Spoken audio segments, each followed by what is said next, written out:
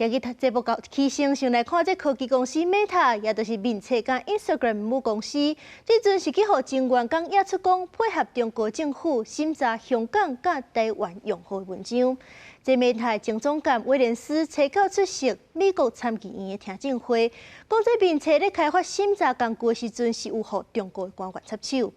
也那这威廉斯嘛是。 佮指控讲，这 Meta 是捌考虑甲中国报告美国开发 AI 技术的成果，协助中国开发 AI DeepSeek。不过，这 Meta 是回应讲，因根本就无伫咧中国提供服务，批评这威廉斯的证词是假的。徛伫听证会的进行时，美国前面册全球总监威廉斯也正手就抓。威廉斯伫美国当地时间初到出席美国联邦参议院的听证会，替面册母公司 Meta 甲中国的关系作证。 Yet I witnessed Meta work hand in glove with the Chinese Communist Party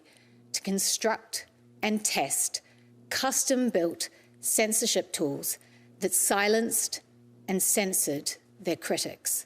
威廉斯伫2011年到2017年扮演面册全球总监，伊表示过去面册开发审查工具时阵，面册高层主管会定期甲中国官员会面，互中国官员参加测试，配合中国的审查制度，提出会当互中国审查中国、香港、甲台湾用户的发文做修改哪吒过滤的审查工具。这款工具互一名总编辑有权利审查发文内容，佮会当伫新疆这特定地区关闭面册的服务，也是伫敏感日子，像律师天安门事件的周年，也是社会。 无稳定的期间，关闭规个网站，唔通会当托付中国拍入高达180亿美金的中国市场。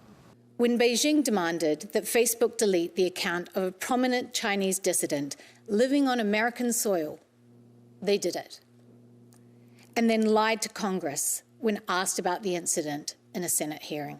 另外，威廉斯佮之前 Meta 捌考虑伫中国建立资料中心，向中国政府报告美国发展 AI 人工智慧技术的成果，违背美国的价值观，嘛危害美国国安。威廉斯形容萨克伯格是上面人，无底线推动审查制度，更加毋望中国国家主席习近平替头一个囡仔好名。对于威廉斯的指控 ，Meta 反驳，关闭中国意义真书过门柜的小号，是因为使用者透露个人资料，违反面册规定，才互删除。Meta 的通讯总监认为。 威廉斯的证词脱离现实，充满假指控，表示这行长萨克伯格虽然捌公开表示想要伫中国提供服务，相关的细节嘛捌互媒体大报道，也毋过暂时毋捌伫中国提供任何的服务。这届听证会拄好是伫 Meta 则是反中断案件开庭审判的前几天举行。美国参议员霍利表示，会审查 Meta 是毋是捌伫国会做伪证，无排除甲事件交互司法部。公司新闻台是董炳耀。